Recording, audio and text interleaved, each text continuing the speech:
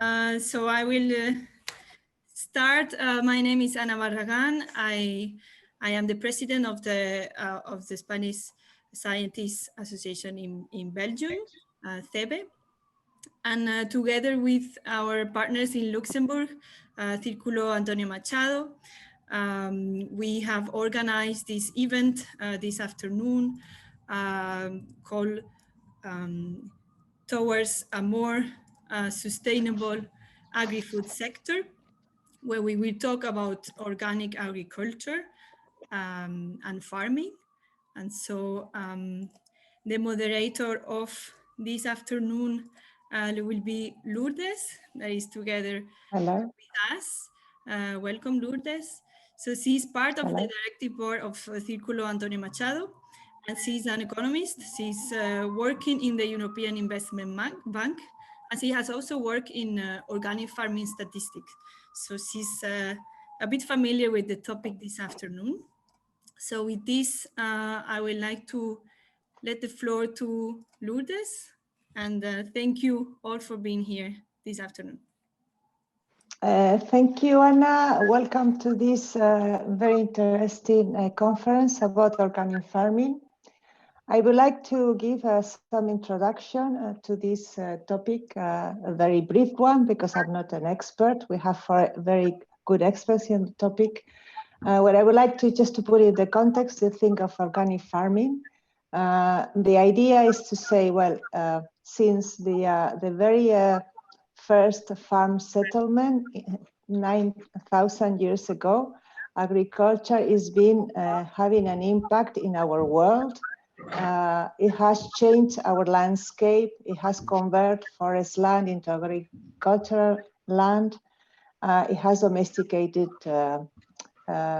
species, animal and vegetal. But not until the 20th century, when it was called paradoxically the Green Revolution. The agricultural methods had changed a lot, and then it was the use of machines, chemical products, pesticides, herbicides, fertilizers. The immediate consequence was a huge amount of a huge increase in the productivity in some plants, for instance, wheat, more than 200% of productivity increase, or rice, more than 100% of productivity increase. But the consequences, you can see them now. We have more pollution in water, more pollution in the soil. We have a lot of chemicals in our bloodstreams. So now we have to see if we can produce more sustainable products for our feed and food. Organic farming is one way of doing this. The European Commission has seen it. It has focused a target of 25% of land, of surface, agricultural utilities surface for organic farming. Currently, or in 2019, it was 8.4%, which is a big increase in only about 10 years. So we will ask the Commission, a representative here, how do they think they're going to do this? And what I would like as well to say is that organic farming is part of sustainable growth and it is part of the Green Deal. So I think that there are a lot of reasons to promote this this method of producing our food and feed. But I'm going to stop talking. I'm going just to introduce a little bit of our four panelists in alphabetic order. First, we have Eduardo Aguilera. He's a PhD in biology. And he works as a postdoc in the Research Center for the Management of Agricultural and Environmental Risk in the Universidad Politécnica de Madrid, Technical University of Madrid. And he teaches organic farming in different postgrad courses. And he is interested in greenhouse emissions and carbon sinks in soils and biomass. and in the sustainability of production and consumption. Our second panelist is Miguel Ángel de Porras Acuña, who is the director of FIBL, which in English is the Research Institute of Organic Farming. He is doing his PhD in the Pablo Olavide University in Spain in regulatory issues and organic farming. The Research Institute for Organic Farming is a very big organization that has 6 different countries involved, and they do all sorts of research in socioeconomic issues, organic farming, and other issues related to agriculture. Our third panelist is Kurt Sannen. Forgive me if I don't say it well. He is the chair of an interest group of the Organics Europe farmers. He is here our representative of the farming, the real organic farmer. He has a big experience in organic farming. He has worked for different public as a support for the Flemish Minister of Environment and Agriculture. He as well has a farm and he breeds cattle and sheep and uses natural grassland. And then last but not least, our European Commission representative, Gunther Golf, who has worked before joining the Commission in the different organization, including a development bank in Germany, I guess it's in GIZ, but I'm not sure. He has joined the Commission in 2006, and since 2009, he is working in the DG Environment, currently in the Land Use and Management Unit. And this unit between or among its priority and his priorities as well are to contribute to a sustainable implementation of the current Common Agricultural Policy and to prepare the new one. So we are going to see how the organic farming is inserted in this Common Agricultural Policy. But we have, now that you are the last one, Gunther, you have the first question. I'm shooting your first question to you. Please, this is a very general question, and you can put your point of view, but of course we don't know. I mean, the audience has, we think that organic farming is something nice, but we don't really know what it is. So the first question is, what is organic farming? Please, Gunther.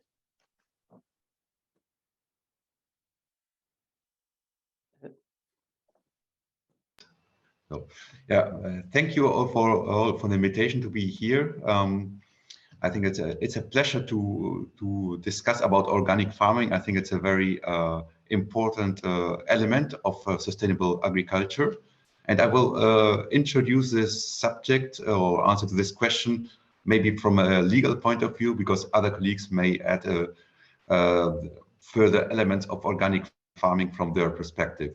So looking at organic farming, first of all, from a legal perspective, it is an agricultural method that aims to produce using food, using as much as possible natural processes and substances. And this means also that organic farming has a more limited impact on the environment. It is governed by EU legislation. So we have the organic farming regulation that exists since. This means that we have the same legal conditions for all organic farmers across Europe, and this is very important because it creates a level playing field. And this regulation has a number of principles, and the main principles are that there is no use of synthetic fertilizers. So this is a very important element because it contributes to reducing the problems with over-fertilization that are widespread in Europe.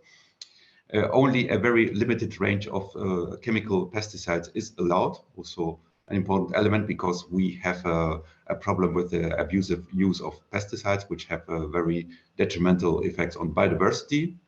then the use of genetically modified organisms is forbidden. This is also important because the majority of EU citizens does not want to eat GMO food. And also the use of ionizing radiation is prohibited. This is also a method that can be used in a number of cases in conventional agriculture, but it's forbidden under the organic farming rules. And also the use of antibiotics for livestock is very strictly limited. So this allows producers to offer food that is more, if we summarize it, more natural than conventional food. And also, apart from the benefits for the consumers or for the citizens who know that what kind of food they are enjoying, it has a number of benefits for the environment. So in a nutshell, it's about organic farming is about agricultural practices that with nature compared to the current intensive and mainstream agriculture. And of course, well, I will only give a very short overview of the advantages. It has advantages for the environment because it entails a responsible use of energy and natural resources. It contributes to biodiversity. It contributes to soil fertility. It should also contribute to preserving the ecological balances at the regional level. And because of the lower use of fertilizers, it should also contribute to maintaining water quality. So from a European Union perspective, we try to create a framework that gives an overall certainty to all stakeholders, starting from producers to retailers, about the producers, the products they are producing or marketing, and also to consumers. This is also accompanied by a number of measures like certification, the organic farming label, so that every citizen can identify organic products throughout Europe, and also some measures to prevent fraud, so with controls, and also applying these kind of controls and certifications to products imported to the EU and that are produced in other parts of the world. I will just add a few figures. You have already mentioned that we have currently 8.5% of the agricultural area under organic farming, which is still not a very big figure, but quite an improvement since 2009. So in the last 10 years, we have increased the area by 2/3. So it's quite a growth. But the good news is that demand is growing even faster. So demand has grown over the same period by 145%.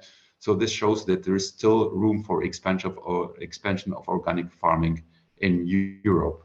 I think that this gives an overview from, let's say, from the legal and EU point of view, and I'm very sure that the other colleagues can contribute more to that. Thank you. Just for me, it's just a curiosity. What it is ionization? Because I have no clue what it is. Well, ionization is not, it's a radiation that is applied to some product. My understanding is that it is applied in a very limited amount and very few products, but at least, for instance, for vegetables, heard about application of ionization practices. Still, my understanding is that it is a very limited use, but it is not something that many consumers would like, and this is why it is forbidden under the organic regulation. Thank you. Kurt, it's your turn, please. What is organic farming for you?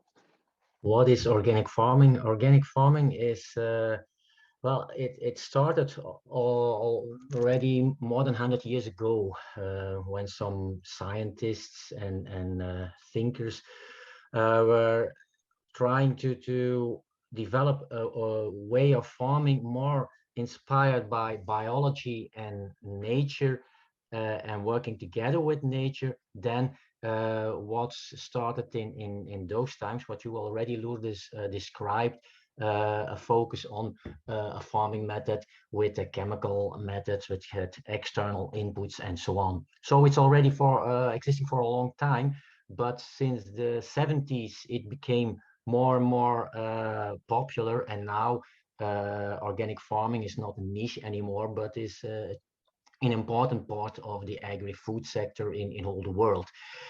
As a matter of fact, the organic movement, the people who are involved with organic food and farming, it's a worldwide movement which works very well together. We have an international federation all over the world with a branch in Europe, of which I'm part of. And we are, or the way we think about organic and the way we want to improve organic is based on ethical principles, and that's something completely different. And it's also a very important statement in this economy. It's not economy driven, it's value driven. And this is very important to mention that, because these values describe what we are, who we are, and where we're going to how we want to evolve to the future. And these 4 values are fairness, health, ecology, and care. People who want to know more about that, Google I4M principles, and you will read more about the background of this. But it's very important that everything which comes about organic starts from these values. And in Europe, we are all lucky. We are legally organized, like Gunther explained to us. There is a regulation, a European regulation, saying what you must or must not do as a farmer or an entrepreneur in the agri-food sector if you want to be organic and put the organic, the international and the European logo organic on your products. So and that's a very strong thing. Then we know nobody else can say, oh, I'm organic and my product is organic. No, it needs to be according to this legislation, and it needs to be controlled by an external control body.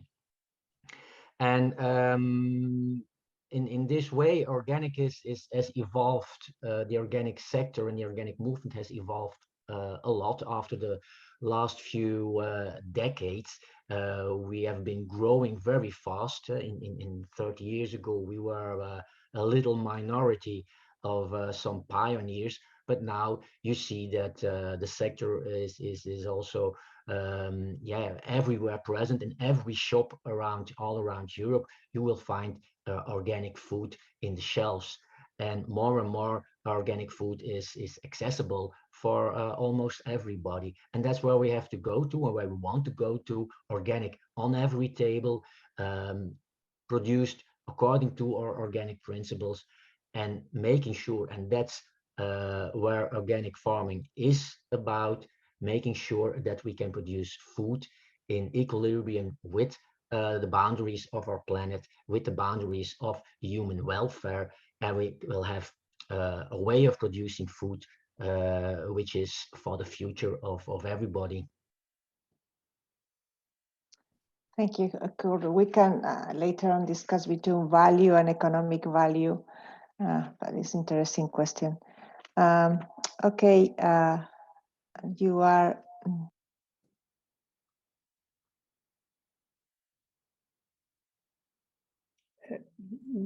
Lourdes, you just mute. I am sorry. Yeah. Is Eduardo, it's your turn to explain what is organic farming for you. Sorry. Well, I have actually little to ask to add to the definition that have been already said.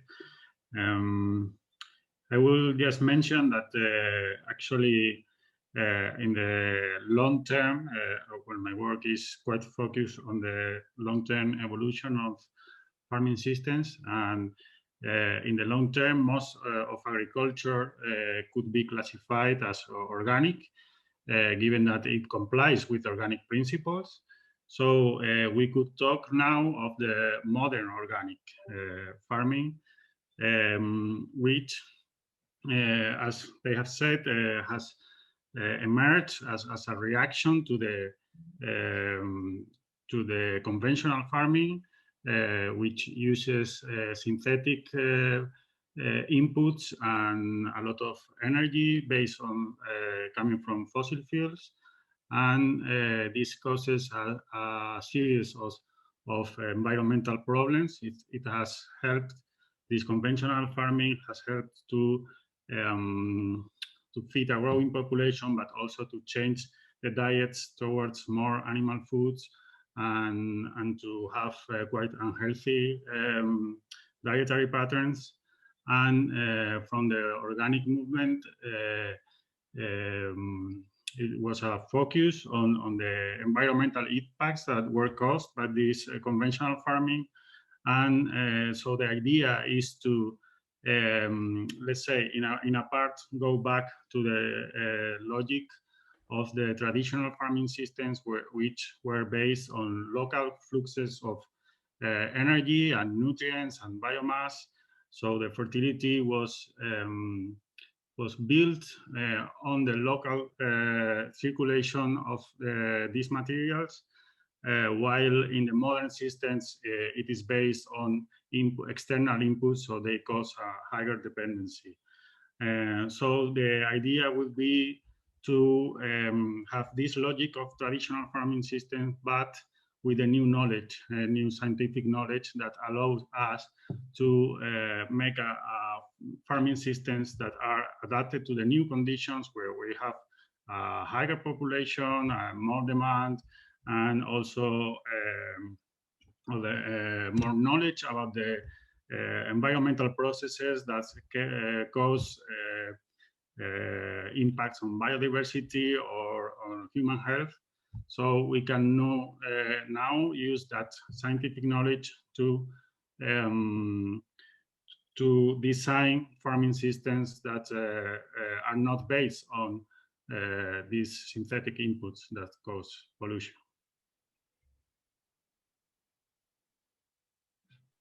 Thank you very much. We will talk about the effects of environment later on when you talk about the benefits and the damages of other agricultures. But now, Miguel, you are the last one. In this question, in other questions, you will be the first one. So if you have something more to add to the panelists.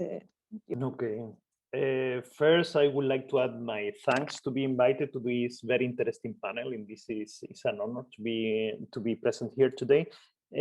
Of course, it's very difficult to add. I think the previous speakers has described quite well what is organic farming. But what I would like to add is something. We have the perspective from the regulatory side, from the movement, and I would like to add just a little bit about what is empirical. Empirically, we are talking about a system of agricultural production strongly regulated by the organic regulation that we will have a new one from the next year.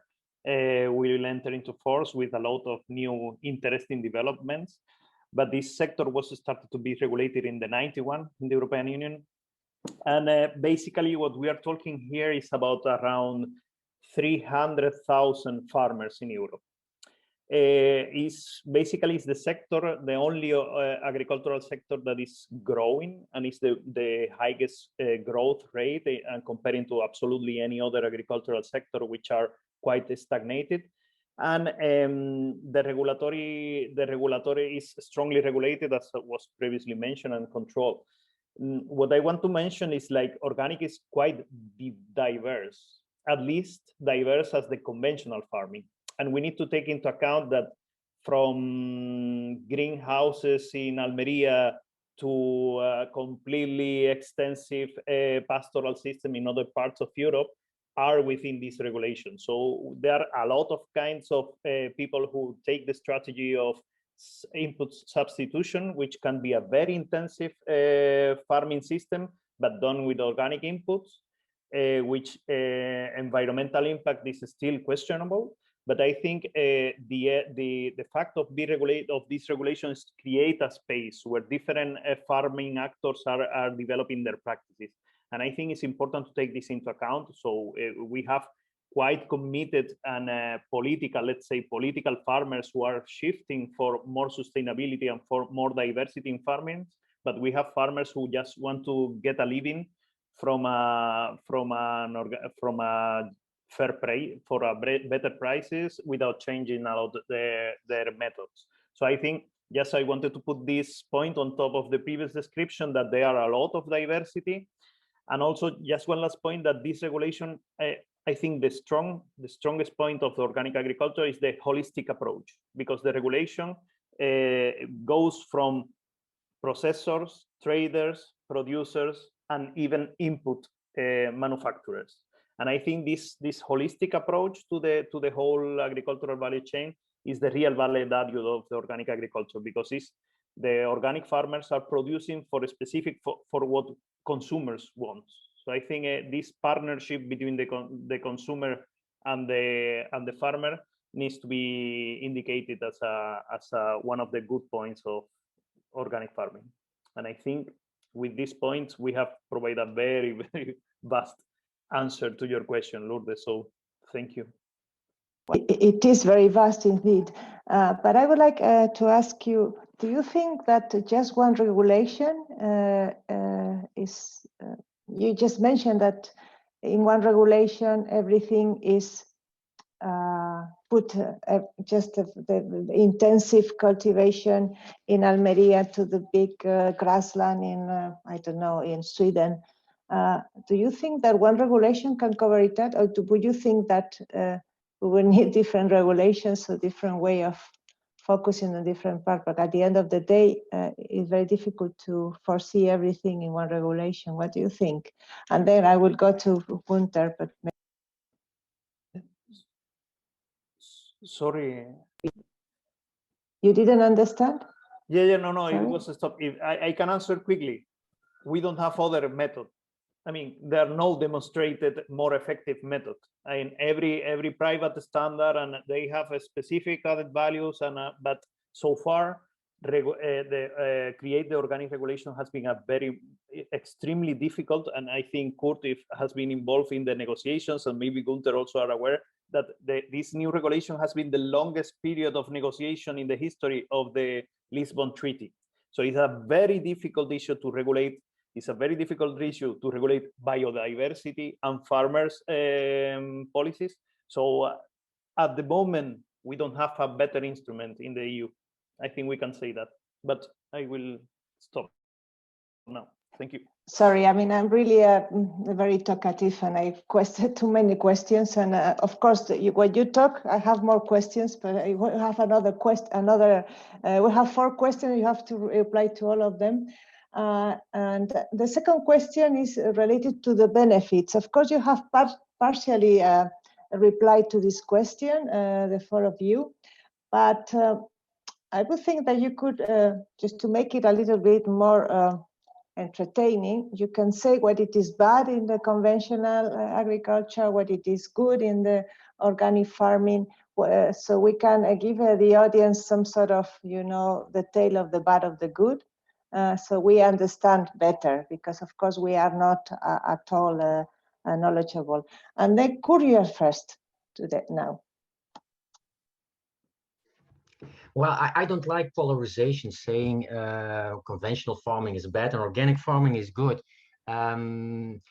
It's difficult to compare, and the organic movement has said that we want to move on a road. That road is what we call agroecology, is creating a farming system from a holistic perspective, which puts the benefits for human welfare and the planet central in the discussion. And that's what it is about, stepping on that road in that direction, not in the direction of how can I make as much profit for me, for my company, for my country. No, it's thinking globally, it's thinking in a holistic way.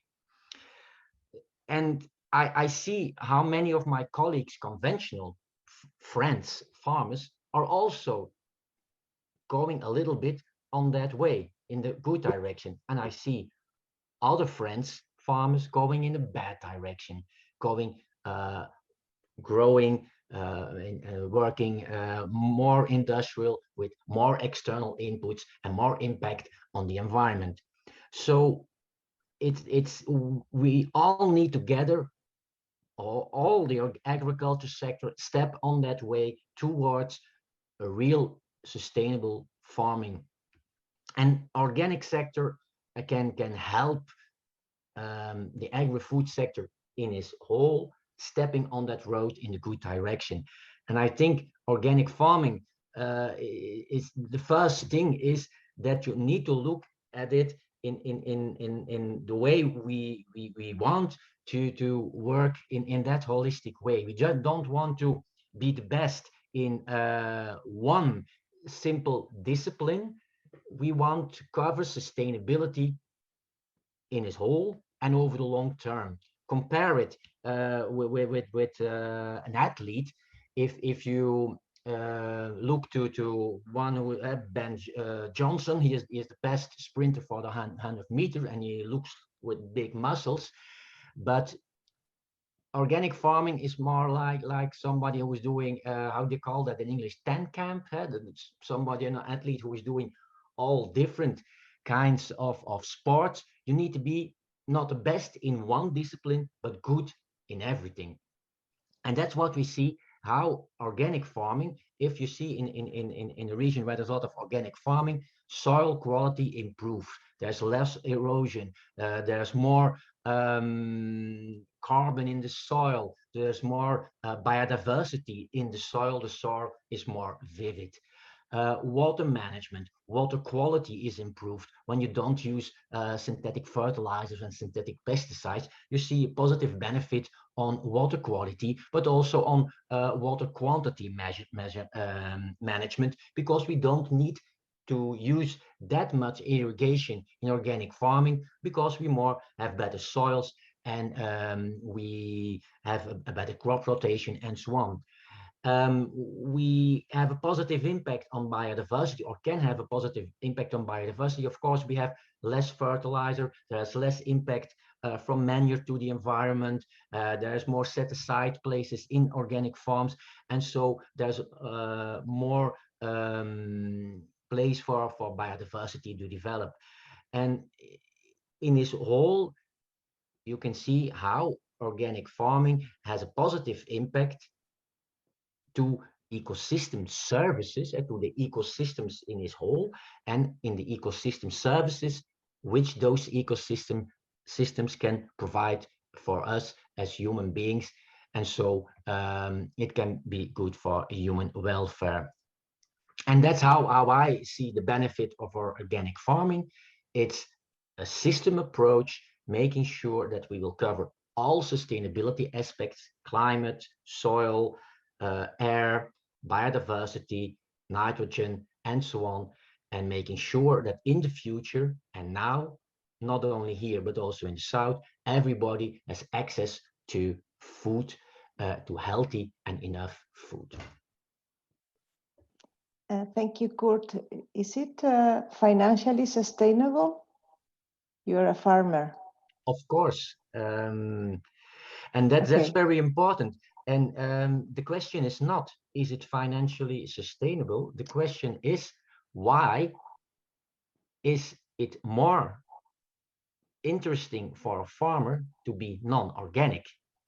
And the answer is because we have an economical system which rewards entrepreneurs who are working non-sustainable. You produce cheaper, you make more profit, so it's better to work non-sustainable, to pollute, to put your, what we call in economy, your external impact to the environment, externalize it, make sure it's not in your system, and you will have more profit. And that's what we do, and that's why we are all stupid entrepreneurs, the organic entrepreneurs. We internalize our external impact in our system, and we pay it for that in our economical system.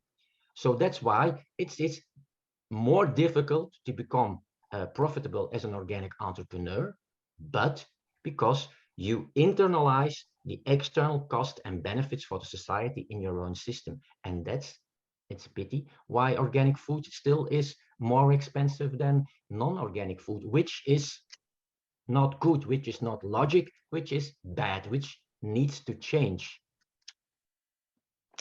Okay, I agree with you. There is not only in agriculture, in all the things that we do, human activities, we have to internalize costs. Eduardo, it's your turn for the benefits of organic farming. Yeah, well, a lot of them have already been mentioned. I will try to focus more on the ones or to complement this what Kurt said. So one is the contribution to climate change. This is different studies.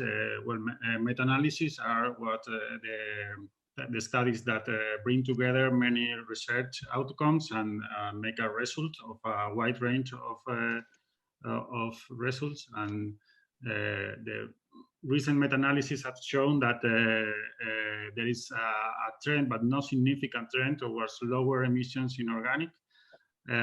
But the basic studies that have been used, they usually don't include carbon sequestration. But when carbon sequestration is included, this is almost always lower emissions in organic farming, and a lower carbon footprint per unit product.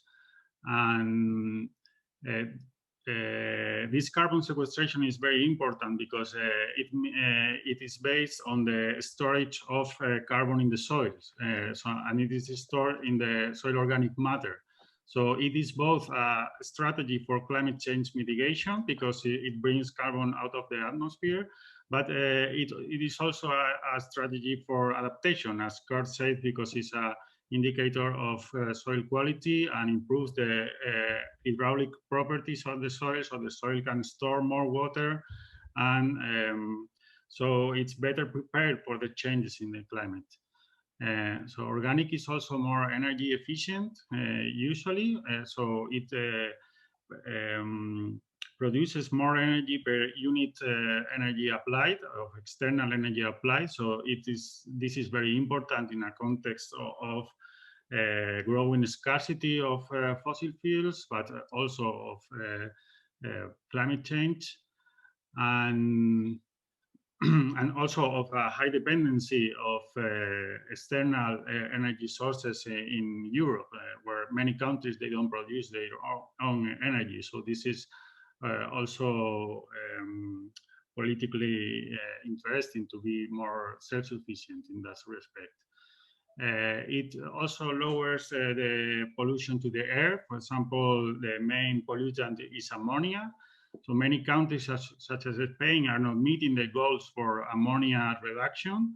So they are the policies that they are applying now, they don't get to meet the levels that are required from Europe. And ammonia emissions are much lower in organic farming systems because the nitrogen application to the soil is lower, and because the livestock density is also lower, because it is regulated, this density. So you cannot have thousands of animals into a single farm, which makes a very important source of ammonia. And something similar happens with the nitrates, which is an important pollutant for water. Due to this lower nitrogen input and lower livestock densities, the nitrate is also much, nitrate leaching is also much lower under organic. And this is important because, again, we have many areas, the nitrate vulnerable zones, that were in which the nitrate level in the water, in the groundwater, are over the limits that are considered risky for the health. Another important component is the pesticides. There are many studies that are showing that the pesticide use is is leading to levels of pesticides in the water, but also in the soil that are having an important impact on wildlife. And this is only does not only occur within the system, but these pesticides goes to other systems where they make their impacts. And also there is a risk of there are residues of pesticides in the food, that the conventional food that we are eating, and there are many reports by European authorities that are showing that most of the food, of the conventional food, is having many pesticides, not just one, but many types of different pesticides that they may be interacting within in our body when we eat them. Also, this positive health outcome is not only due to lower pesticide residues, but also to higher food quality. For example, through higher, lower water content in those products, such as vegetables or fruit that have a lot of water. In the conventional food, they have more water, so they have lower vitamins, lower minerals, lower other nutrients. And a recent report, a recent paper also showed that conventional wheat has much more gluten and other allergenic proteins that the wheat produced without synthetic fertilizers. So synthetic fertilizers are one of the main causes of celiac disease. So this is also an important health outcome of organic. And also the economic performance due to this price difference. There are meta-analyses that shows that the economic performance of organic farms is usually better than those of conventional farms. So this has also implications for the depopulation problem, because if they are more profitable, they can keep the people in the countryside, or make people go to the countryside to cultivate under organic methods. This also has some indirect effects. For example, making extensive livestock more profitable, we are also avoiding fire risk, which is a very important environmental problem or social problem, especially in the Mediterranean areas of Europe. And is this due to the land abandonment that makes this lack of livestock in the countryside leads to a lot of fuel of biomass that can burn, cannot be controlled when a fire starts. And yeah, the last benefit I want to remark has already been mentioned, but is the more information for consumers. So consumers know more about how it is produced, what they are buying. So I think this is a very important point, because it connects more the consumers with the producers. How about the taste, flavor?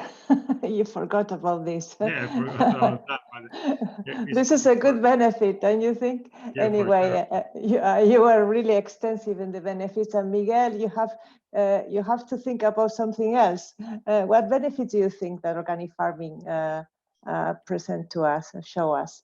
It was indeed extremely present. So I just would like to add that in terms of biodiversity, of course, the impact on soil is the most important, and the soil is the largest organic living organism in the earth.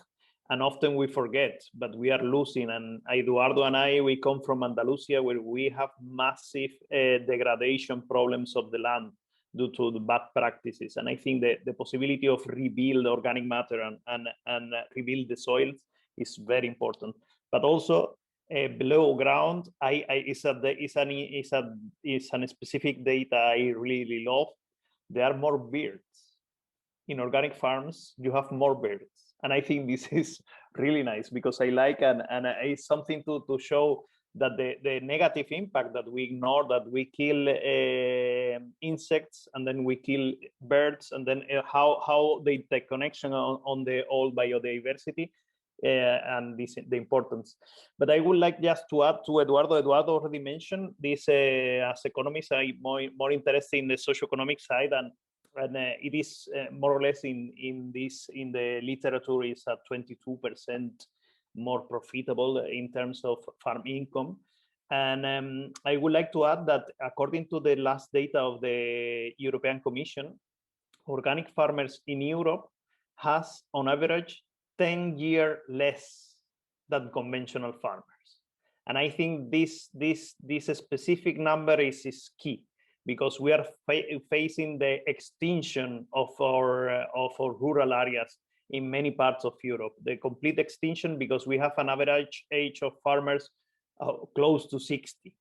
And I think Kurt is an example, and I think organic farming is managing to attract new young people to the rural areas, which I think is key, because we cannot face a future without farmers. I think this is the highest risk we have in Europe, and I think to have the appropriate tools to combat against that, I think is very important. And that's why this specific empirical data of 10 years of difference is on average is showing the strong potential that organic agriculture have for tackling this important issue of tackling the generational renewal in the European rural areas.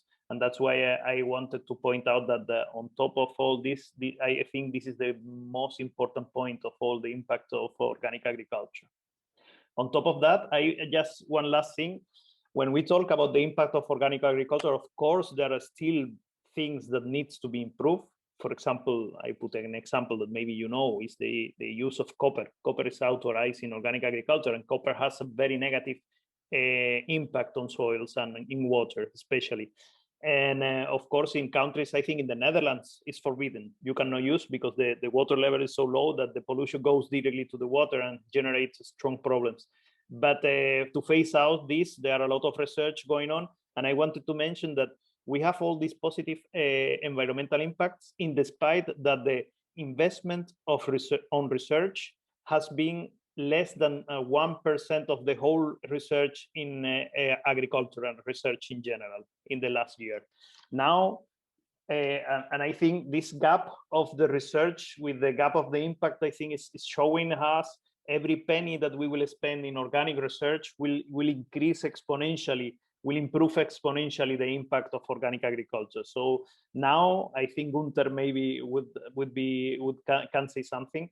The Organic Action Plan of the European Commission has put the objective of using the 30% of the money of Horizon Europe of one specific destination, not of the whole money, but it's a very ambitious objective of investment in research on organic agriculture, and I think this will have a strong impact in the coming years in improving the performance of organic agriculture.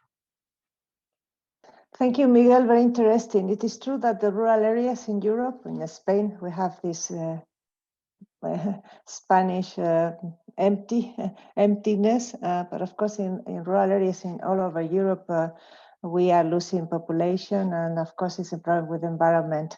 But Gunther, do you have something to add to all this very extensive information about the benefits of organic farming, or would you like to see more into the future and tell us what the Commission thinks about the potential benefits and why? In fact, I'm very interested to know if you have any idea how to internalize environmental costs that Kurt very wisely has put in. How can we do that?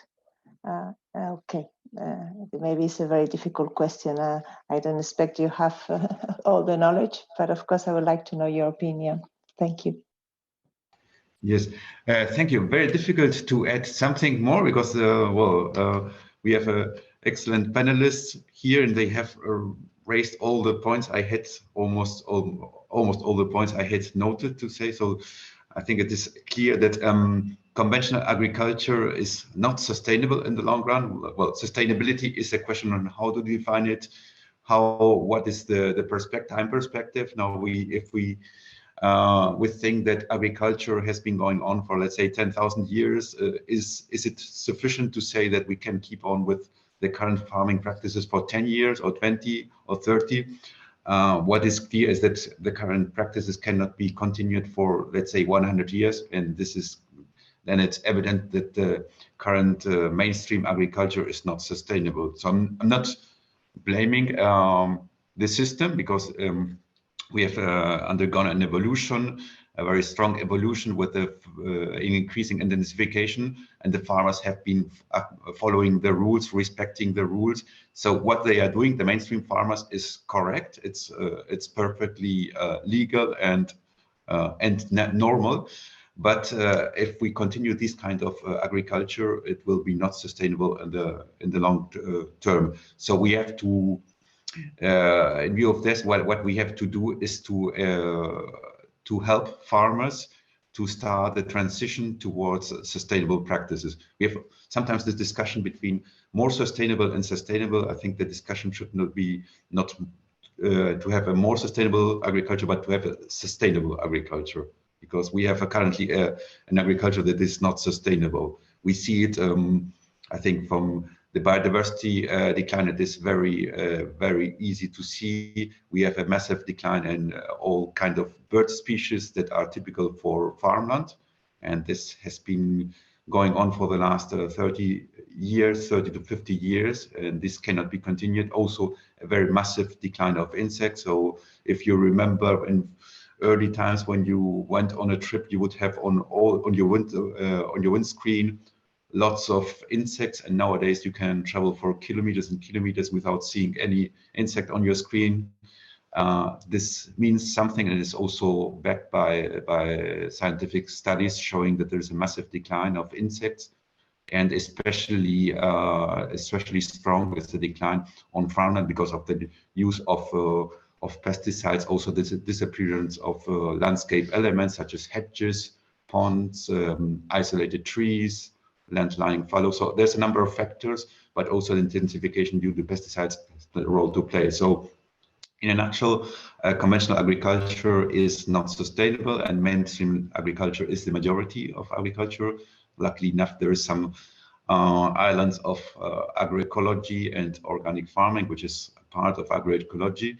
And it is clear from a political perspective that we have to support a transition, making, let's say, conventional agriculture more sustainable, and of course, trying to expand organic farming. And this is what we are proposing. Last year, well, you know that the new Commission is very determined with the Green Deal, the European Green Deal, which shall transform the European economy into a more sustainable one with benefits for the environment, but also economic and social benefits in the long term. And as part of the Green Deal, we presented and adopted last year the Farm to Fork strategy, which is a very comprehensive strategy encompassing all the steps of the value chain, from production, means agriculture, to consumption, and also including aspects such as trade, processing, etc. So, and clearly agriculture is part of that. And also the biodiversity strategy to 2030 includes a number of actions to improve sustainability of the agricultural practices. And we have 4 targets related to agriculture in these strategies. One of them is to increase the area under organic farming to 25%. So by 2030, we are now at 8.5%. So we have some work to do there. And also we are aiming to decrease the fertilization, the excess fertilization, to reduce the excess nutrient load by 50%, and to reduce the use of pesticides by 50%, and also the use of the most risky categories of pesticides also by 50%. So we have, as I say, a number of objectives, and organic farming will contribute also to that. So by reaching the 25% under organic farming, we will also contribute to reducing the use of pesticides and reducing also the use of fertilizers. So in a nutshell, everything organic farming is supporting these objectives, and this is why we are absolutely encouraging it. So, and the reasons behind that, well, we have, I think my predecessors have explained it, the environmental effects, not only on biodiversity, but also on water, by nitrates pollution, pesticides, soil fertility. Yeah, it's that's not much more to add. So, do you have, the Commission has any target for 2050? Because of course, I mean, there is a target of 2030 of 50% of carbon emissions, and then carbon neutral for 2050. Of course, I won't be here probably, but is there any target for 2050 in the case of organic farming? No, we don't have this very long-term thinking. No, organic farming, our vision ends in 2030, and we will see after, I think there will be, we have the organic action plan to promote organic farming. We'll talk later about it. And the aim of this organic action plan is to, well, to reach this, contribute to reaching the 25% target. And this organic farming action plan, well, goes for 7 years, so even before 2030, and then will be the time to think about further action. I think 25% by 2030 is already very ambitious, and then we have to see how it works, and how it can be expanded. But I would also say that as regards maybe climate, with regard to the other environmental compartments, biodiversity, water, air, the effects are much stronger. As regards climate, maybe the effects are not as strong. There is still a positive contribution from organic farming to climate change, but it is not as strong. There's a distinction. If you calculate it by hectare, then the effect is very strong. But usually organic farming, you produce less by hectare. So that means that you need more space to produce the same amount. And then if you calculate this, there is a small reduction of greenhouse gas emissions due to organic farming, but it will be not the big part. But I'm interested in knowing if there are other studies, because there's still some uncertainty about it, and you can read very different studies with very different conclusions. So maybe the other colleagues have different views on that. But as far as I know from the collections of studies I have seen, there is a positive impact on climate change, but not extremely big. Can I? Could you want to say something? Okay. Yeah, because this is an important discussion, of course. And the thing is, well, it depends on what glasses you put on your head, what you see. So it's important to put the right glasses on your head to see right. And it's about how do you look to climate change. Climate change is about carbon in the atmosphere, and we need less carbon in the atmosphere. That's not easy, but that's what it is. So we need to leave the fossil fuels in the soil and to stop using fossil fuels, and we need to have less livestock, ruminants, which produce methane. That's what climate change is about. You don't need to look at it about how much, what methane is produced for 1 liter milk. You need to measure how much methane there is in the atmosphere. And if there is 1 liter milk produced for that methane of 1 million liter for the climate, it doesn't matter. It's about what's in the atmosphere. So it's better to think about what are we eating?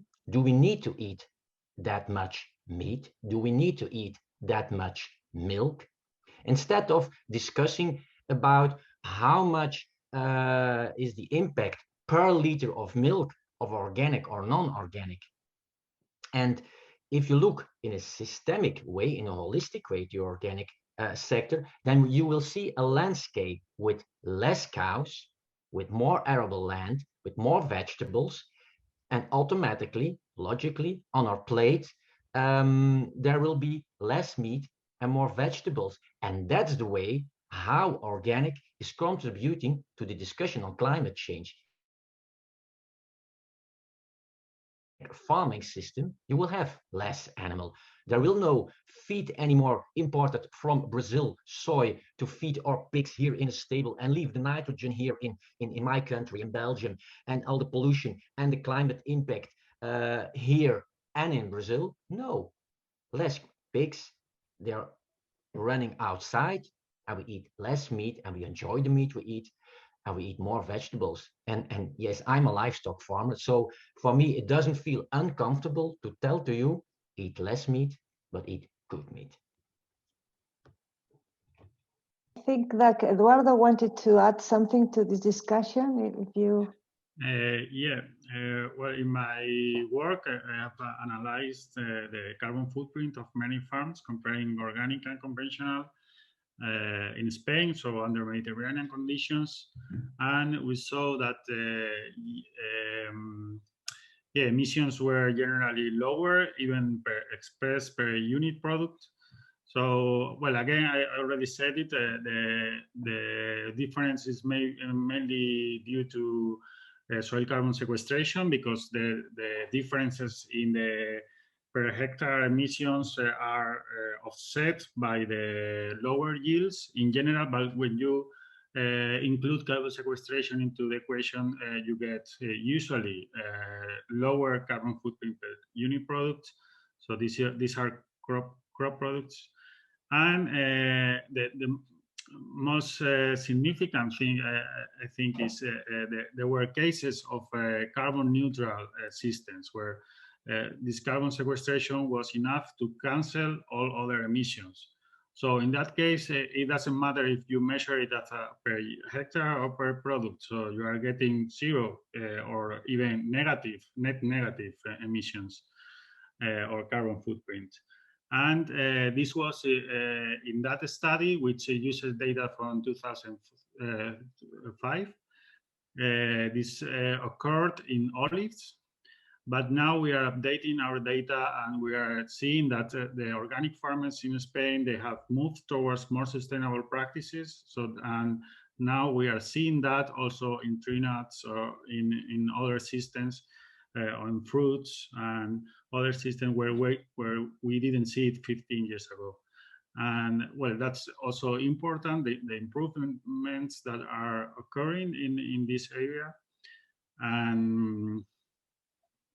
And yeah, that's I wanted to remark that those aspects. Okay, well, I understand that it's not only the production, it's also as well the consumption and our habits of life.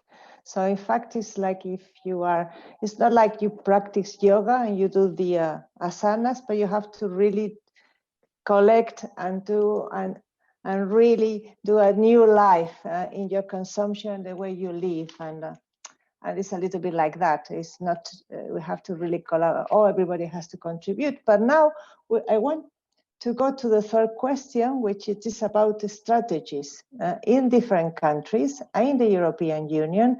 I would, of course, we cannot talk about the 27 countries of the European Union. I would like you to talk about your country, if you want, another country, if you know. It would be very good to have difference between the south and the north. Apparently, I've seen the statistics, recent statistics. The north is much better for organic farming than the south. However, the south is bigger because it's bigger. Spain is the biggest one, but it's not the share is growing, but still is not as big as Denmark, for instance. Of course, Denmark is much smaller than Spain. So now it's your turn, Miguel, to say everything you want, or maybe it's Eduardo. Excuse me, no. Okay. It's Eduardo. Sorry, Miguel, you are the last one. You will have the next time. Okay. Oh, sorry, I just Yeah. switch off my sorry. Eduardo, if you can please explain a little bit of strategies. I think this is a very general question, so you can say anything that you think is relevant. Well, I'm not an expert in that. I can say that in Spain, well, the growth of organic farming has been very high, relatively high compared with other areas of Europe, and this has been well, driven by different factors. One is the high demand for the products that we produce in Europe, not so much in Spain, but in other European countries.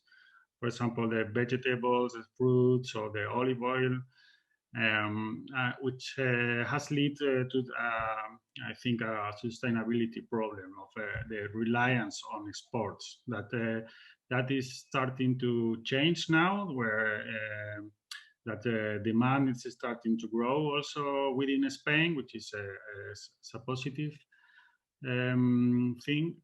Another aspect has been some policies in some certain areas of Spain, such as Andalusia, which had a very proactive plan on organic farming for a few years, and that caused a high growth for a few years. But that changed afterwards, so it has so it didn't have a continuity, and I see a lack of a common strategy in Spain to promote organic farming, actually. So it depends more on specific plans that offer the autonomous communities that may work for a few years but then finished, and when the government changes and so on. Yeah, so I see this lack of coordination, also the lack of specific research, which is actually missing, as Miguel said. Well, this is common to all Europe, the uneven allocation of research to organic versus, for example, biotechnological approaches to agriculture that are receiving much more income while they are not providing the benefits that organic is providing. And yeah, also the development in Spain has been quite uneven. It depends on the crop. Demand, they have been developed more, but there are others, such as fodder crops or maize, that they are still very low, or rice, with very low organic shares. Also the same for livestock, which some have developed more, particularly ruminants, but others, such as pigs, they don't have much development. And so, yeah, I see also a problem in that. And yeah, I think that's all. Thank you, Eduardo. You know other country in Europe or just Spain? Not very much about the details of other countries. Okay. No, just to know whether you have compared with whatever. Do you think that the specific administration in Spain by autonomous communities, I mean, different autonomous communities, they do have different approaches for organic farming? Or, of course, you probably know Andalusia, you mentioned that, but other, maybe you know other autonomous communities, or have any information about that? Because obviously the south and the north are very different in Spain. Yeah, no, I don't have much specific information. I know that some cities, such as Valencia, now are promoting not only organic but agroecological strategies and to promote peri-urban agriculture and to close in the consumers to producers through markets and through other mechanisms. And that's also positive. As I think that there is a need of a nested approach to governance, with all the levels of governance should be involved and should be also coordinated. So that gives me a very good reason to go to Miguel, because we're talking about governance, but of course you may as well tell us your ideas or whatever you know about strategies of organic farming in Europe. Okay, I will take the European level because I'm Andalusian, so Eduardo already talked, and I'm living in Belgium, so Kurt will talk. So I will try to give a more general overview. I think the Commission established for the first time in the Farm to Fork this 25% objective, who have shaped the policy on in terms of organic farming, because before we never have an objective. The sector was developed by itself, and I think this objective has been a cornerstone of the recent politics on agricultural policy. So, but I think what we need to keep really in mind is that one size fits all solutions does not work, because in Europe we are talking from the 24% of organic agriculture in Austria to the 2% of Poland and Ireland, with a lot of different cultural approaches and different kind of crops. So govern 27 through a common objective is a quite challenging plan, but we need to see the specificities in every territory. As you were mentioned before, in Spain we have a lot of the communities, the autonomous community, where in Andalusia you are in 23% of organic agriculture already, so we are almost there, but we have other regions with almost nothing. So I think this problem of how to look for the way to achieve this objective is something that we will face in the coming years. We have an interesting tool now, which is in the Common Agricultural Policy. For the first time, we have the national strategic plans, the Common Agricultural Policy strategic plans, which are tools that are planned at national level. And I think this, in a country as Spain, I think is really important, because in Spain, the farming policy has been neglected from the national level. Every time that we have a discourse, this is coming from Brussels, this is coming from Brussels. And now we have to plan as a country, we need to plan our own objectives. This is also happening in the Organic Action Plan, where we are obliged to develop a national organic plan. And I think this is a very good development, because the subsidiarity and the bringing back topics, political topics to the national level is the only way that all citizens, consumers, farmers, everyone need to talk about food policy. What kind of food we want to produce, eat, and the possibility of this. Of course, the Common Agricultural Policy is not so ambitious as the Commission proposed, and it has been watered down. But this obligation of renationalize the political debates, I think, is a very good, very important development. So this is from this point of view. Also, I would like to mention something that Eduardo mentioned before, that is the difference between sectors.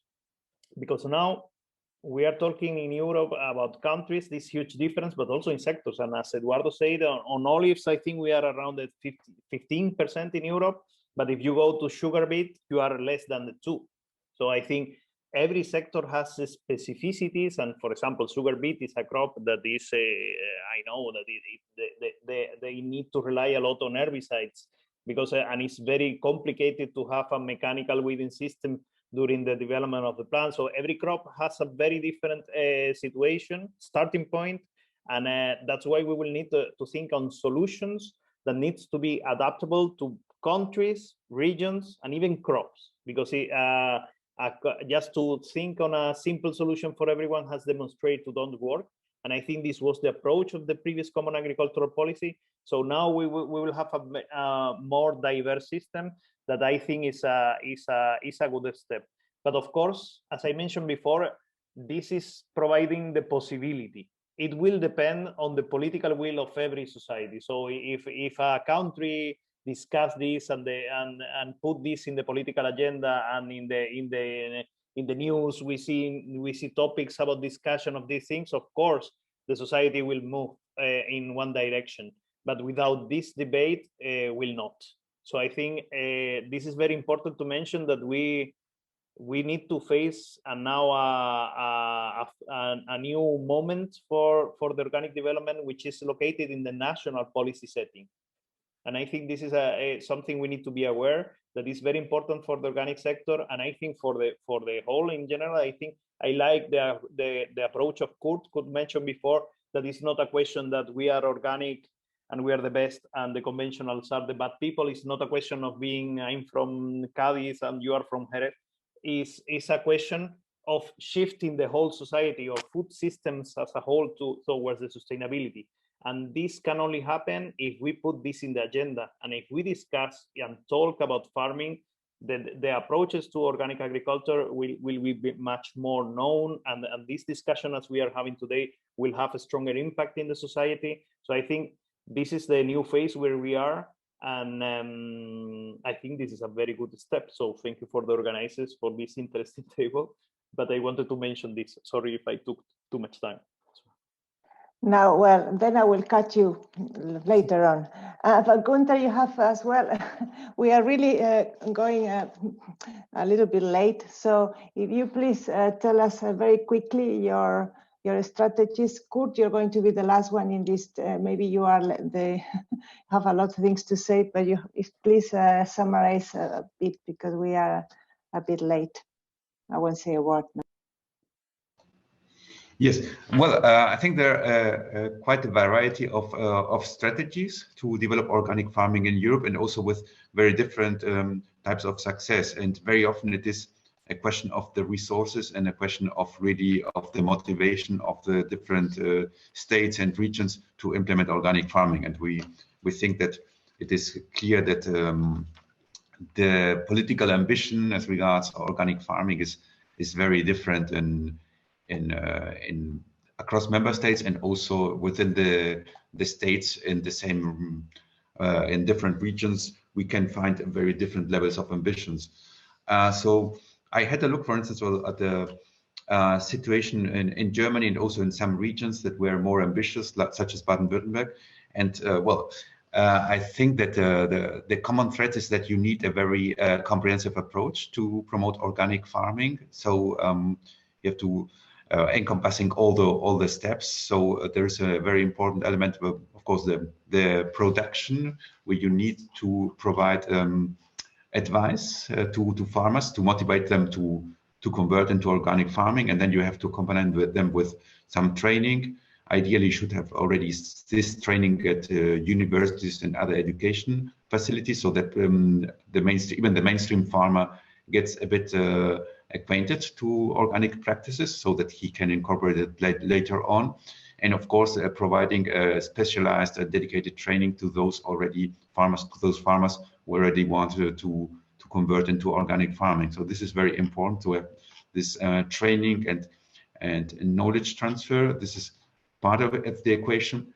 Then, of course, the conversion premia and the maintenance premia. So this are the subsidies. Then they can be paid with the caps of the Common Agricultural Policy, or they can be paid by the member state. But it is essential, especially during the conversion, to help farmers, because during a period of conversion that can be 2, 3, 4 years, you will not be allowed to use, for instance, pesticides and fertilizers to the normal extent.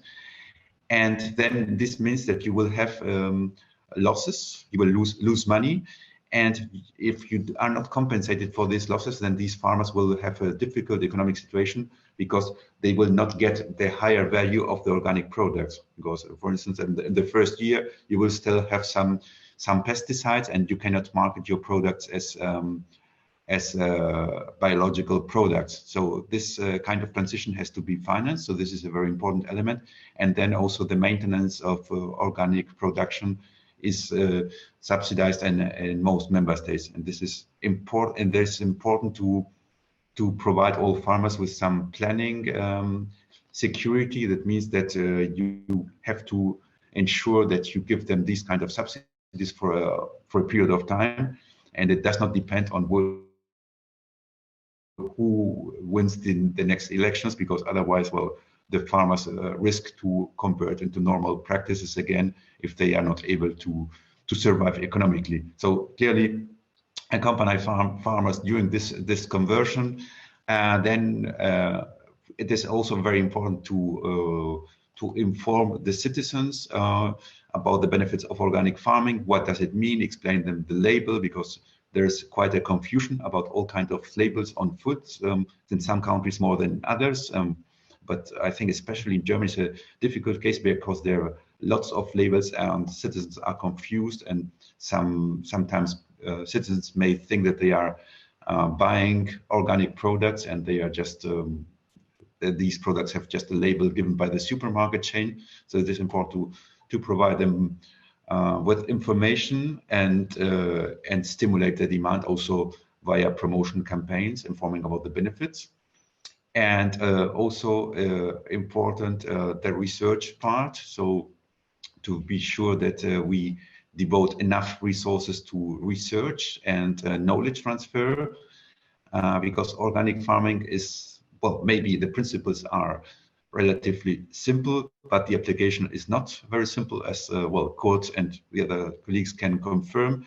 And it also depends very much on the local context. So if you do some research in, let's say, the region of Brittany on organic farming, on how it works, and how to fine-tune the system so that it delivers a good production, this advice or these lessons you learn from Brittany, they will not be, and you try to apply them, let's say, in the region of Paris, it will not work, etc. So we have to we need some research and applied research also tailored to local conditions, and ensure that the local conditions are taking into account the transfer.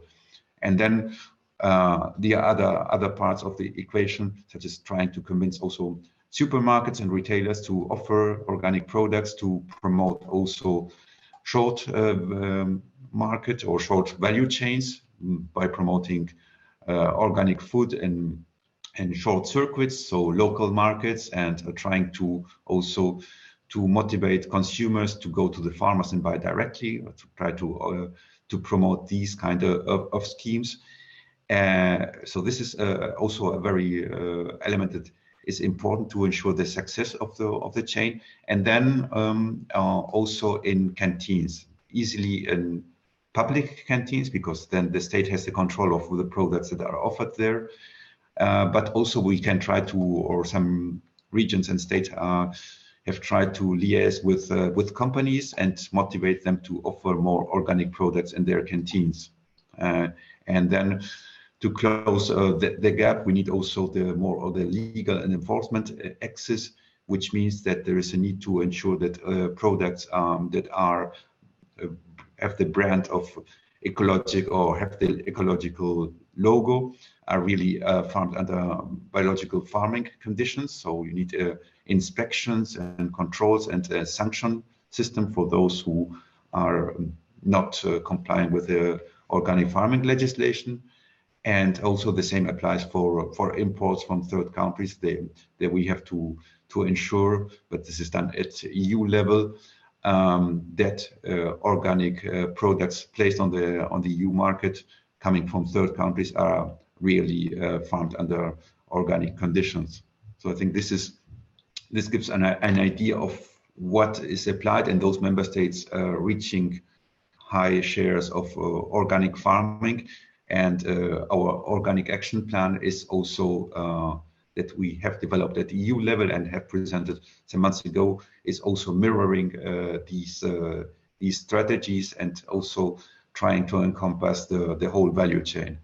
As mentioned before, we also have earmarked 30% within the envelope for agricultural research. 30% should be dedicated to organic farming, and this makes perfect sense because we try to reach 25%.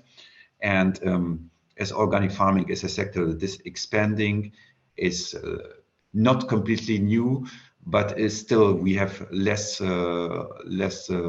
experience, and we have dedicated less research in the past. We have to compensate it, and if we want to promote it, we have to dedicate even more funds than this 25% we want to reach. So these are, I think, the experiences we have gained from some leading member states in as regards organic farming, and that we are trying also to promote from the EU level.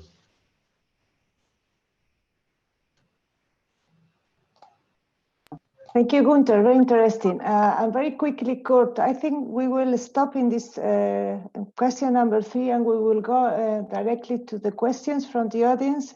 We have a very active audience today with some questions I will put to everybody, and someone will have to, some of the questions are directly to people, some others to everybody. So we will start with the questions and answer after the Kurt can tell us about the strategies. Maybe you are more in the practical side. You can tell us what you think about the practices. Well, and the not strategies. not always that practical, and I like to look also from a European perspective at this. And if you look to Europe, you will see kind of 3 parts if you talk about organic. And the differences between organic consumption and organic production between the European countries can be talked about because of the socio-cultural background, socio-economical background of those countries. Of course, a bit about geography, but most important about political attention. If you look to the central axis in Europe, you will see from Sweden to Switzerland and Austria, Germany in between, countries with a big consumption and big production of organic. If you look to the production in Austria, 26.1%, in Sweden 20.4%, in Germany 9.7%, and also the consumption in those countries is very high. It's quite logic. There's a lot of demand.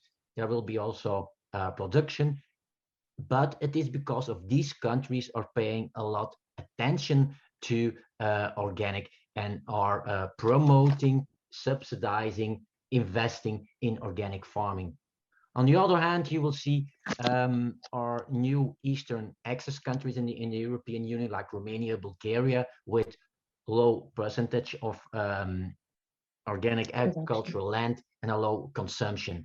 There's less demand for organic products in those countries. That's logic, but the history is different. You have there a lot of small farmers, badly developed farms, which don't have access to markets, don't have access to systems to become organic, and for them it's very difficult to become organic. And on the other hand, you have the people who inherited the sovkhozes and the kolkhozes in those countries, and they are investing in a very intensive and very industrial way of agriculture. And then if you look to a country like my country, Belgium, but also the Netherlands, the UK, Ireland, you see the percentages of consumption is not bad, but the production is quite low. And why is that? And even in my country, you can see the difference between the north and the south. In the north, it's only 1.4% of agricultural land is organic, and in the south, in Wallonia, there is already 2 out of 8 farmers is organic over there. And why is that? Well, it's because of politics. Politicians in the north don't like organic, in the south they like organic. And then you see it in the country. Like a very good example is Denmark, for instance. Denmark is also a country with very intensive farming, but more than 1 of 10 of the farmers in Denmark is already organic because they're putting a lot of emphasis on the growth of the organic sector. And I think it's a choice. It's a choice. What do we want? Do we want big factory farms? Do we want the profit for Cargill, for Unilever, for Lidl, for John Deere? Then this European Union have to continue with their common agriculture policy like they are doing. Then farmers, there will be less farmers, the farms will be bigger and will be very industrialized. Or do we want a countryside which is vivid, which is full of biodiversity, which is full with farmers who work there with their hands? And then we can choose for agroecology and for organic farming. And then we can put the money of the common agricultural policy to develop this organic farming. But on this moment, the European Union has chosen not for organic. They are saying in their Green Deal and in their farm to fork strategy that they want 25% organic and reducing the loss of pesticides and nitrogen and so on. But reality is that they continue to give huge amounts of money to keep farming like it is now, in the same polluting way, in the same industrial way, which is bad for farmers, bad for biodiversity, bad for climate, and bad for us all. So there is a big responsibility for politicians at the European level and on the local level, the national level, to make choices and make good choices. Thank you, Kurt. There was a polemic here between the Commission and the real organic farmer. I cannot say I don't agree with you. Gunther, if you want to reply, and then we will go to the other questions, because we have a lot of questions here. Yes, I will go very quickly. I think to start with, today, I think the charm of today's event is that we are all on the same side, that we have, I think we share a common point of view. I understand the criticism for the common agricultural policy, which in the past, well, we have to see where we come from a long history of 62, that the situation was completely different. It was more about feeding Europe than about environmental concerns. So environmental concerns or environmental aspects were only built in very late into the CAP and have been progressively expanded. The Commission proposal for the new CAP was adopted in 2018. So we are already 3 years, have almost 3 years of negotiations behind us.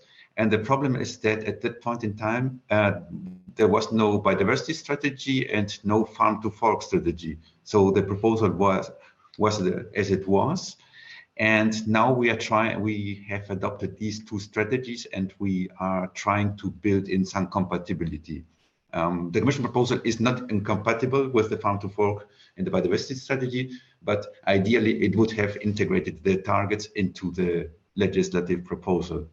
Unfortunately, this was not the case because, as I said, the strategies were adopted afterwards. But we have some safeguards with the CAP strategic plans that will be prepared by each member state and presented to the Commission for adoption. And there we are requesting member states to set the targets. So if they say that by how much percent they intend to reduce pesticides, fertilizers, how much organic farming area will they have by the end of the period, and then they have to be credible. These plans will be assessed by the Commission, and the Commission will make sure, will see how much money they devote, which are the measures, etc., and how it fits. So we are trying to doing our best to make sure that the CAP delivers also on the environmental side and also on organic farming. But I can tell you, and it's not a secret, that we have very difficult discussions with member states because there are not many member states that have an ambition to make agriculture significantly better as regards the environmental performance. So this is the truth, and we are having negotiations. I don't know the outcome yet because these days we have these negotiations with the Council and the Parliament, and they will still go on for some weeks. So let's see what we get. I understand the concerns, and I have my full sympathies with what has been expressed. But we have the current framework, and we are trying to do the best out of it. Maybe it's because the agricultural issue is not in the press every day. We have other issues that we read in the papers, and we don't really know, the public in general, we don't really know the real impact of these practices in our health, in our planet. But let's go to the first. Yeah. Just one addition is also that the press does not really inform. Well, in some countries it does, but in many countries the press is not very very knowledgeable about agriculture and environment. So they, if some minister tells them we are defending a green cap, and they give them 2 or 3 arguments, the press does not really do some research to see whether it is true or not. So this is a problem. Public awareness and the press are sometimes not helping. Yeah, I agree. Mostly when we talk about the Green Deal, we talk about the electric car, but I don't think it's a real Green Deal. Anyway, I have a question here that it is for Gunther, but maybe it could, anybody else can reply. And it's a question of the GMO. There is a question from Elena. She says that as far as she knows, there is no scientific evidence that GMO is harmful for our health. So what do you think about this? Because I've read as well a lot about the GMOs. I know that in Europe we don't want them, but on the other hand, we are feeding our animals with soya produced in Brazil with GMOs. So it's a little bit of a contradictory statement. So can we, would you like to comment on that? The question is for Gunther, but anybody could say anything.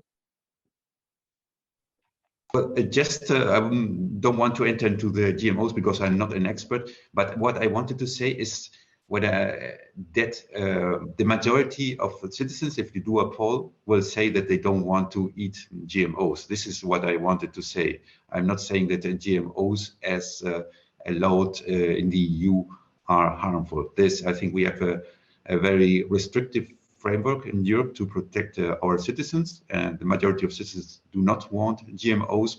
So this is why we have a very restrictive framework, and also we apply the precautionary principle, because the problem of GMOs is probably, or let's say if we assume that they don't have effect, it's okay. But if they have an effect and you allow them, you will see the consequences over a long period of time, and it is very difficult to avoid GMOs spreading once you allow them. This is why we have a very restrictive approach, applying the precautionary principle. So I think that we don't have currently a big problem in Europe. Anybody else wants to say anything about this? Okay.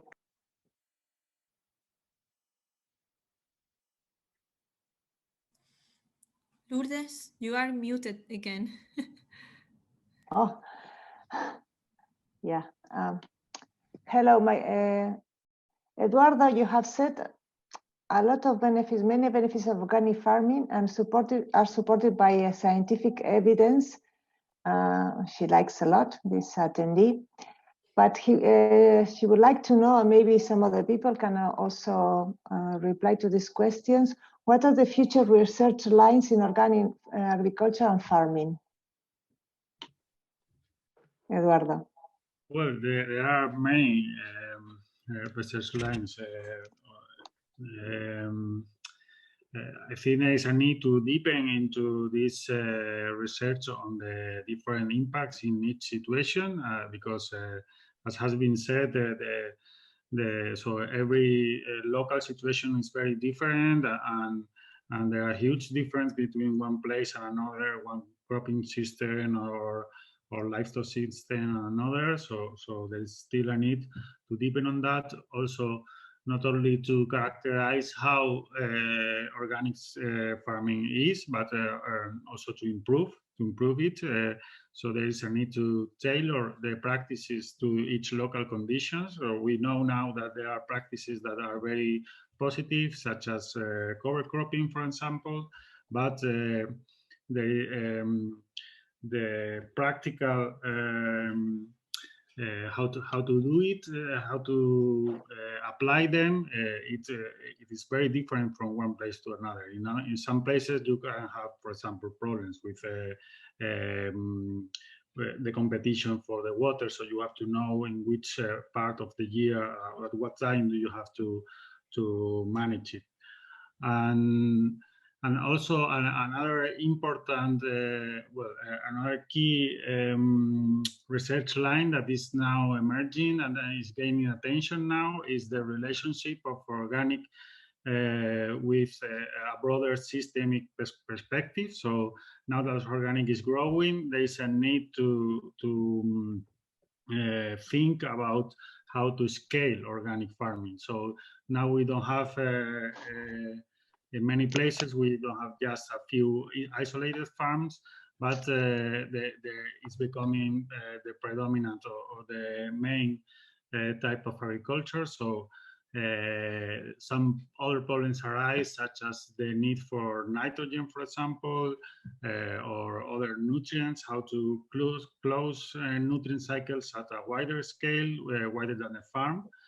And in this respect, also in the relationship with consumption. So an important thing that has been said, and I think is also in the following questions, is the problem of the land use by organic farming and how it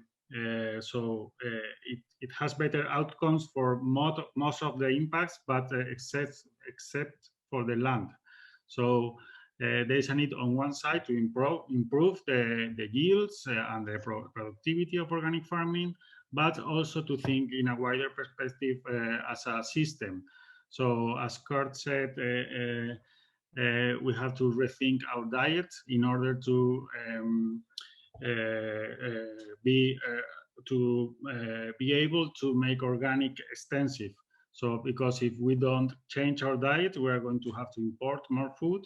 So we have to think in organic about with a systemic perspective that includes the diet, also the reduction in waste.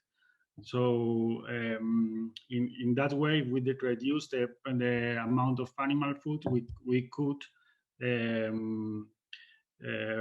extend the organic farming without having to import more food. So there are many researchers that are now working on that topic. How much do you have to change our diets? How much we have to reduce waste? And so on. And another important thing related to this systemic perspective is the issue of the waste. That not only, I'm not talking, about food waste, but about the residues of urban residues, both human excreta and the solid urban residues. Is where the nutrients are ending. So we extract the nutrients for agriculture, and then they end up in a water treatment plant or in a landfill. So we are not returning them back to agriculture, and that is very challenging for organic farming, because organic farming has a high standard for the quality of those or the organic materials that are applied. And now the residues that we are producing in the cities, they are very polluted with many contaminants, many sources of pollution. So there is a huge challenge, not only for organic, but for the whole society, to make those materials able to be used to be applied back to the soil. So I think, I think I mentioned sort of the broad research lines that are. Thank you, Eduardo. But Miguel wants to add something, please, Miguel. Yeah, if I may, I would like to make some publicity. On the 27th, yes, we have on the 27th of May next week, we have the Open Field Day, where we will have more than 40 parallel sessions on the different lines of research of field. We have like 300 researchers, and I think it would be an interesting event. So it's just the next week. So that's why I allow myself to make this publicity, sorry. But if you are interested, you can check the FIBEL website. But I want to add on Eduardo's comment that there are a lot of need of a specific research for organic agriculture. And I think Eduardo pointed quite well this issue of the cycle of phosphorus, because the phosphorus, we don't have any source at the moment that other than the sewage, the sludge. But apart of this, there are many specific topics that, for example, one that FIBEL is developing a lot is breeding. vegetable breeding, I think all the varieties that we are commercially using in Europe and in the world has been developed for the green revolution mindset. Like you put nitrogen and you get the maximum yield. So the varieties, the characteristics needed for organic systems are quite different. Maybe we need weed suppression potential. Maybe we need a better interaction with other species. And this is a whole unknown development that we are taking now. Organic breeding is one really fertile field of research and quite needed. Also in terms of animals, this is not happening only in crops, but in animals, research for breeding, for looking for longevity. You know, you have this commonly in Europe, you see the Holstein or the Frisian cows, which are monsters who produce, I don't know the number of liters, but when you hear that, it's crazy. And we need the species more adapted to the territory, who are not dependent on external inputs, and with longer longevity for the age of the cows. I think is very important for organic system and for the sustainability of livestock production. We need dual systems, so there are a lot of specific, and I think I can develop for a lot. But I want to come back to another thing, the previous thing, that we don't have to look only organic, but all about the agricultural system. And I think there are a lot of problems which are common for conventional and organic farming. And what we need to do, we need to extend agroforestry systems, combine trees with the crop production, combine animals and crops. The diversification of system is key for organic farmers, but for conventional. So I think investing in research on that side is also very important. I have a very, very interesting example that we have in Europe is the scientific community. Everyone in agricultural research agrees that leguminous are a key crop to improve nitrogen uptake in soils and are super healthy crops. But in Europe, it's still really underdeveloped. We import all chickpeas, peas, and this is in organic and in conventional. Why this happen? Normally because the cost is in terms of labor is very too high, that farmers cannot get good prices, and we are very open to that. So the trade flows, we import from many other countries, so the costs that you can get in the market are normally very low. So this is some constraints. Always we go to the social and economic part as key of the problem, but this is an example of something we in Europe, we need to have more leguminous. This is absolutely mandatory for organic and for conventional. And that this is just one example of common lines of work that we will have to research in the future that are common for both. So I think investing in this kind of research is key for all agriculture in Europe.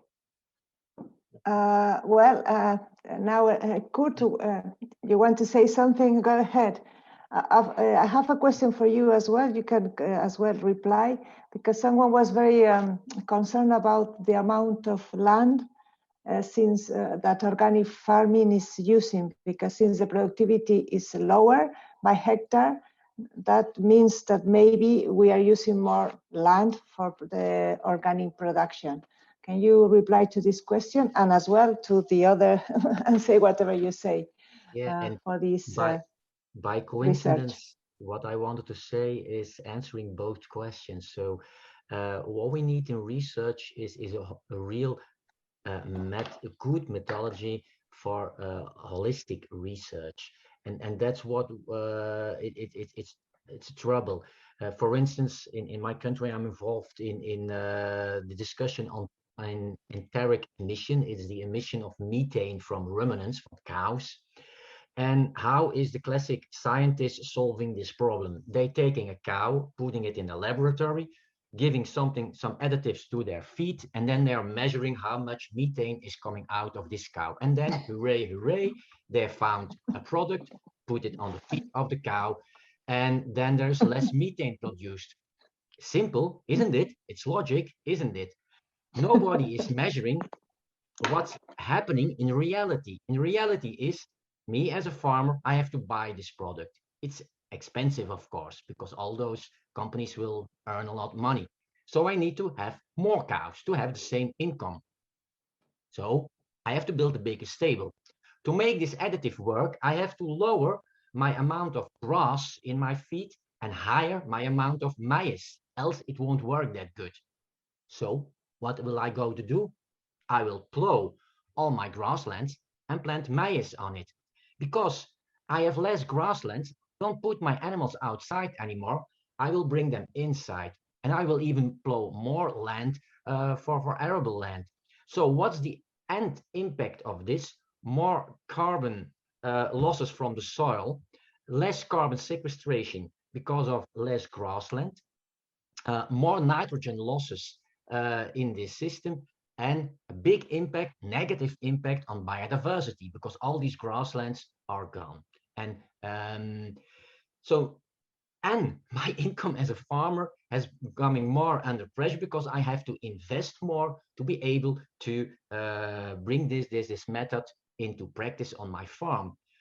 And that's how what you see, what the difference is with the classic scientific approach, just looking to a single issue with a single answer to this question. We need scientific research, which is looking to the whole system. So when an agricultural scientist is developing a new practice, there should be an economist beside him thinking, how is this going to be introduced in different business models of the farms? There should be a biologist wandering around and looking what is the impact on biodiversity. There should be a sociologist, there should be a nutritionist looking what's the impact on the diets of our animals, but also on the menu of the people who are eating the products, and so on and so on. We need to take everything into account always, and that's what that most scientists are not doing. They are just scientists, don't produce truth. They're producing some kind of hypothesis which can be used, and every scientist only knows what he or she is specialized in. But we need to bring all these together and then take our conclusions from all these input. And don't forget, science is not the only people who has brains. You have also farmers with a lot of knowledge in practice. So you need to involve farmers themselves when you do research, because there is the practice. They will do it and they will feel all these troubles together. But don't forget, you have society. You have the movement of people who think about where should we go to as a society. So you should also involve society in your science. Science is not something saint somewhere in university. Science is about questions we, and in farming as farmers, but society need where we need more answers and where we need more research for. So my demand is we need a good methodology for this kind of agroecological holistic research. Thank you, Kurt. I think that we have to close here. It's been very interesting. Before I give the floor to Anna, so she will say a goodbye, I would like just to say there are many things that you have said here, very interesting. I would like to summarize some messages. First, we have to do something about agriculture. The agriculture has to be sustainable. And this is something that we cannot continue like that. Of course, organic farming is one answer, maybe the only answer, of course, but I think that is something very clear.